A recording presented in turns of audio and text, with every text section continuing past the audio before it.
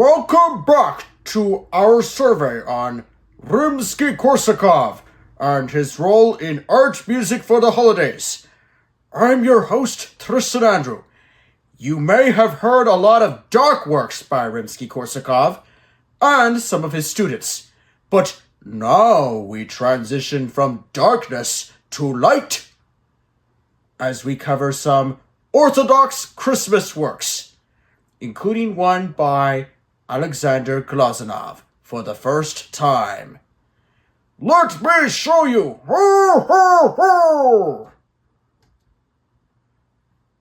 In part 1 of this survey, I showed the Russian composer Nikolai Rimsky-Korsakov's impact on art music through the lens of Halloween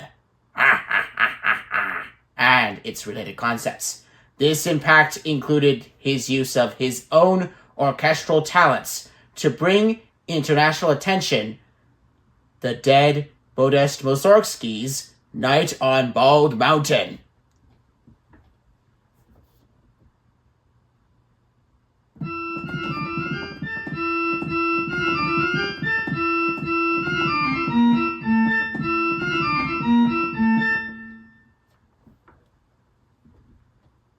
Along with his own compositions of Night on Mount Triglav from the opera Kolyada and the symphonic suite Antar.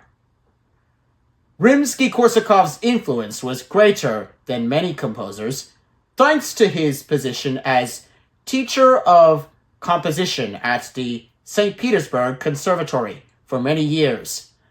The list of his students is quite astonishing, as is the list of their students. As a result, we can attribute, at least in part, to Rimsky-Korsakov the Halloween-related tone poems of Anatol Lyadov, from Baba Yaga to the Enchanted Lake and Kikimora.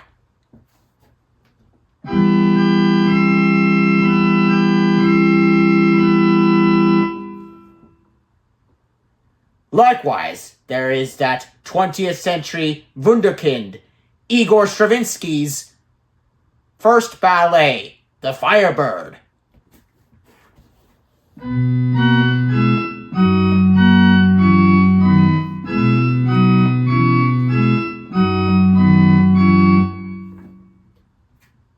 And the Italian Ottorino Respighi's Dance of the Gnomes. Here we shift from death and destiny to Christmas. As before, we will first consider Rimsky-Korsakov's own music and then that of his students. Let's quickly recap our subject composer. Nikolai Andreevich Rimsky-Korsakov was a member of The Five, a group of Russian composers who worked together to create a distinct national style of art music in St. Petersburg from 1856 through the 1870s. He was a master of orchestration, and it was his skill with what had become known as the cosmopolitan style that allowed him to introduce more Russian cultural elements. His best-known orchestral compositions, the Spanish Capriccio, the Russian Easter Overture,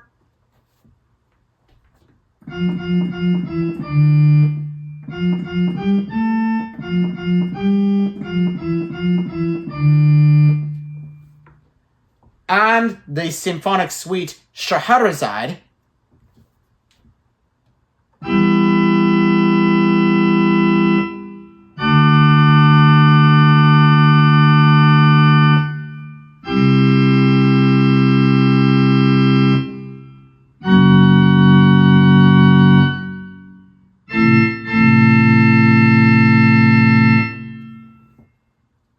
are staples of the art music playlist, along with suites and excerpts from some of his 15 operas. Scheherazade is an example of his frequent use of fairy tale and folk subjects. Rimsky-Korsakov also prepared works by the five for performance, which brought them into the active archmusic playlist, and shaped a generation of younger composers and musicians during his decades as an educator. Rimsky-Korsakov is therefore considered the main architect of what the art music public considers the Russian style. Let's remind ourselves of the characteristics of the Russian style and what makes it special. Starting in the 1880s, a new breed of composers turned their attention away from the musical traditions of Western Europe and towards their own, including the folk songs and even the folk tales that enrich Slavic culture. Musicologist and composer Howard Gogol describes how the centuries-old Russian Orthodox chants, with their deep basses and thick 8 or 16 voice block chords, the ancient sound known as znameny chant, was to flow like a river into the choral texture of all Russian composers. Thus, we would hear in the music of many Russian composers, the first to use the colors, voices, and glittering effects, tolling bells, and echoing orchestra chimes of traditional Russian music. When we think of early Russian composers, it is Pyotr Ilyich Tchaikovsky who first comes to mind. A mid-19th century romantic composer, he wrote some of the most iconic concert and theatrical music in the current art music playlist, including the ballets Swan Lake,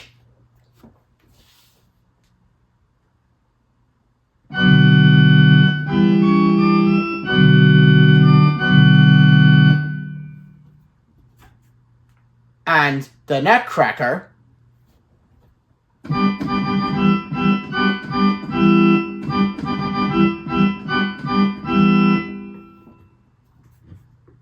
the 1812 Overture,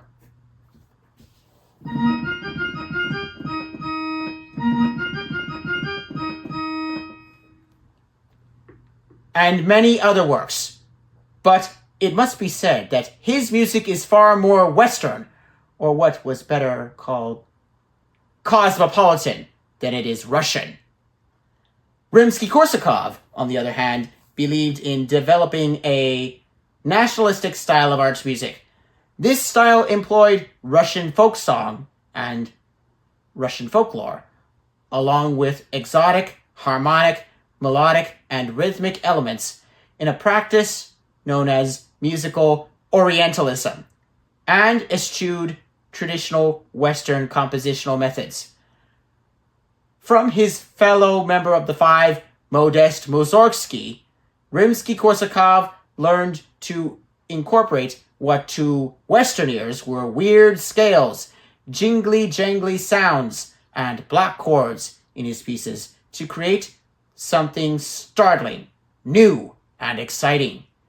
He would also mine the golden seam of Slavic folklore in a series of operatic pageants put on around the turn of the century.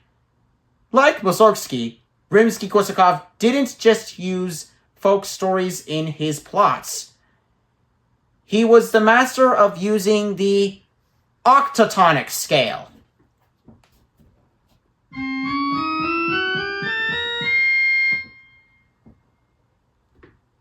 to depict the exotic. And not just the East, but also the supernatural.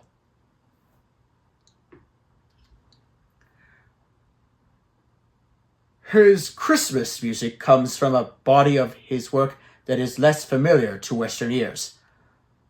Although Rimsky-Korsakov's reputation outside Russia may rest primarily on his colorful orchestral works, his principal achievement in Russia was seen as his 16 or so operas, major contributions to a relatively new playlist. As with the revival of Night on Bald Mountain, Rimsky-Korsakov's 1895 opera was based on a short story by Nikolai Gogol from Evenings on a Farm near Dikanka. Christmas Eve, the story of the blacksmith Vakula and his quest to gain slippers for his love, Oksana. Christmas Eve was first staged at the Mariinsky Theater in St. Petersburg. Rimsky-Korsakov wrote his own libretto, describing the work as a carol come to life. To Gogol, he added elements of Slavic mythology, and this he later regarded as a mistake, although the subject had, as he said, allowed him to write a great deal of interesting music. With the new century, like composers everywhere, Russians would struggle under economic turmoil and political upheaval. With the Bolshevik Revolution and the rise of Vladimir Lenin and Joseph Stalin, new restrictions would be placed on composers that Rimsky-Korsakov perhaps luckily did not live to experience, since he died in 1908. His music, however, remains a salute to Russian culture and its many influences. In 1904, prior to his death, Rimsky-Korsakov drew an orchestral suite from his Christmas Eve opera, largely eliminating the faults he saw in the original. It is this work that endures beyond Russia. The lovely music in the introduction, first heard on the horn, sets the stage for the romantic character of the score. The lively and playful music from Games and Dances of the Stars is charming, as is the round dance, Kuravud, which reprises the theme from the opening. The Zardas is joyous and, as so often with Rimsky-Korsakov's works, brilliantly and colorfully orchestrated. The Devil's Kolyada is sinister, but ultimately its menace has an almost fairy tale-like lightness. The Polonaise at Catherine the Great's court is graceful and stately, and the procession to midnight mass is absolutely lovely and quite memorable, with the gently tolling bells deftly adding to the serene atmosphere at the silent close.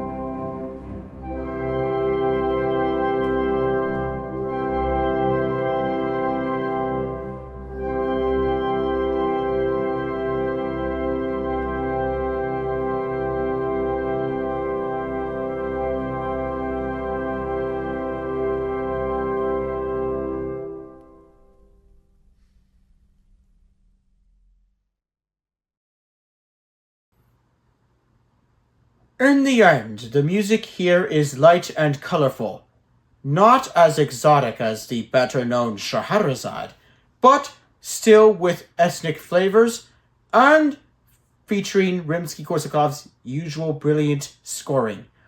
While the suite lacks its original connection to the Christmas Eve drama, we can still hear enough of it to let us include it in our Christmas playlist. Now let's look at Rimsky-Korsakov's broader influence.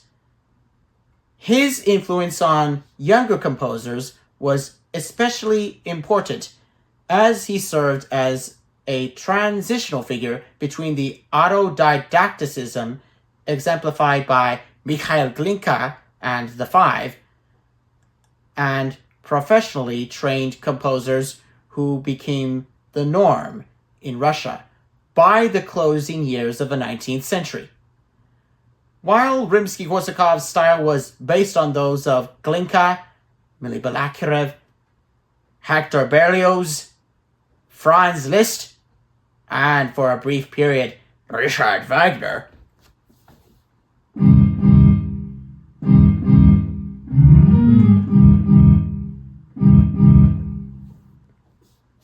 he transmitted this style directly to two generations of Russian composers and influenced non-Russian composers including Maurice Ravel, Claude Debussy, Paul Dukas,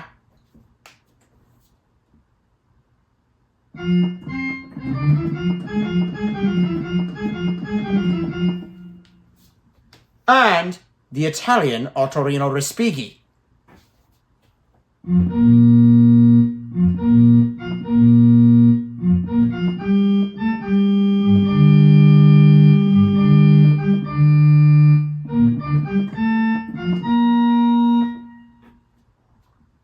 At this point, we need to make a departure from Rimsky-Korsakov himself to introduce one of his students not covered in other presentations, Alexander Glazunov.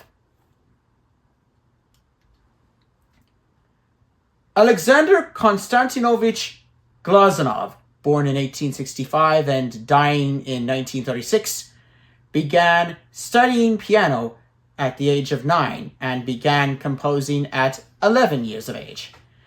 It was fellow Five-member Mily Balakirev who recognized Glazunov's talent and brought his work to the attention of Rimsky-Korsakov.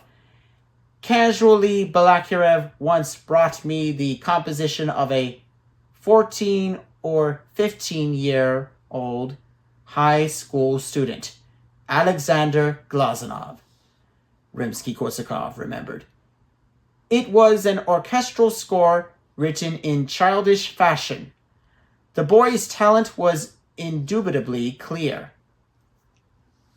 Balakirev introduced him to Rimsky-Korsakov shortly afterwards, in December of 1879. Rimsky-Korsakov premiered this composition in 1882, when Glazunov was 16 years of age.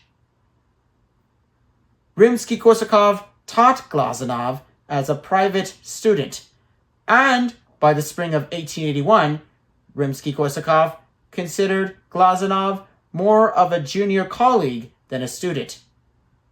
While part of this development may have been from the elder composer's need to find a spiritual replacement for Modest Mussorgsky, who had died that March, it may have also been from observing his progress on the first of Glazunov's 8 completed symphonies.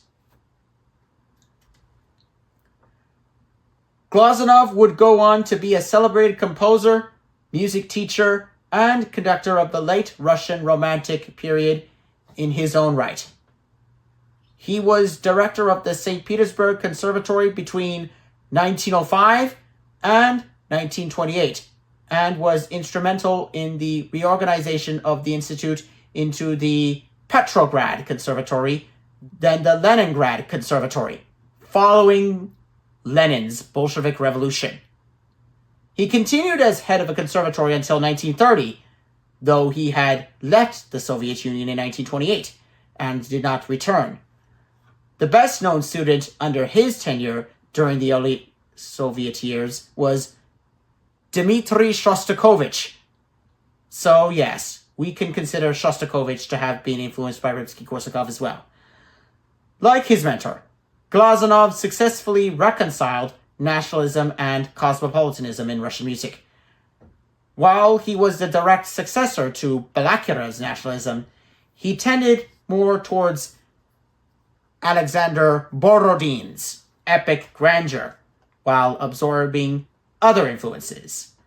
These included, of course, Rimsky-Korsakov's orchestral virtuosity, but he also strove for Tchaikovsky's lyricism and Tanyeyev's contrapuntal skill, although he based his compositions on Russian folk music. Glazunov's technical mastery allowed him to write in a sophisticated cultural idiom.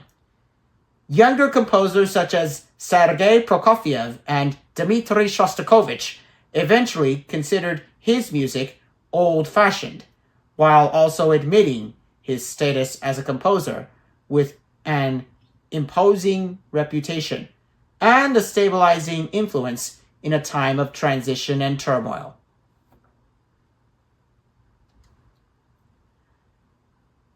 Les Chanteurs de Noel, meaning Christmas carolers, comes from Glazunov's role in a collective quartet, Jour de Fête, dating from 1888. Orthodox Russians have always liked to transform religious events into celebrations, hence the string quartet's name, which evokes the festivities held on the night of January 6th to 7th, Christ's birthday on the Julian calendar. After church service, everyone sits down to Holy Supper, which cannot be started until the first star appears in the sky, an homage to the star that guided the Magi. After the feast, tradition dictates that a plate of braided bread called kalach is left on the deceased members of the family.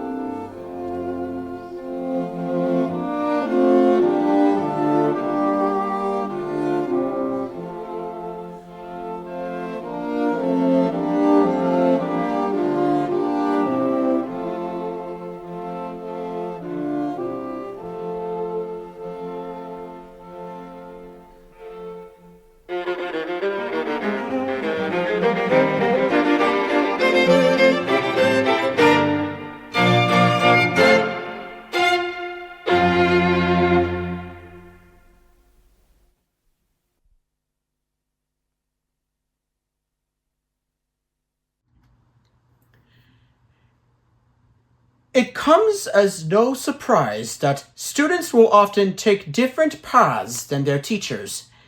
It is, in fact, an indication of the best of teachers when students feel free to use the lessons learned to launch into whole new worlds. It seems safe to say that Rimsky-Korsakov was just such a teacher. His own suite, based on Gogol's Christmas Eve, is steeped in both musical traditions and a sense of religious certainty and comfort. We see in Glazunov's Christmas Carolers a direct link to those traditions. Musically, the former student also follows a closer path to Rimsky-Korsakov. Next time, Igor Stravinsky will return with his most modernist of his works with Fokine, Petrushka.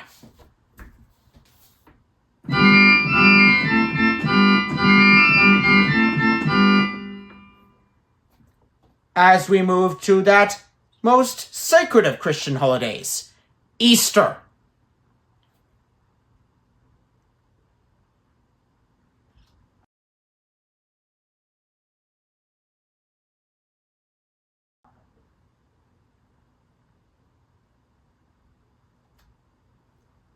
I hope you have enjoyed the Christmas section of Rimsky-Korsakov and his students.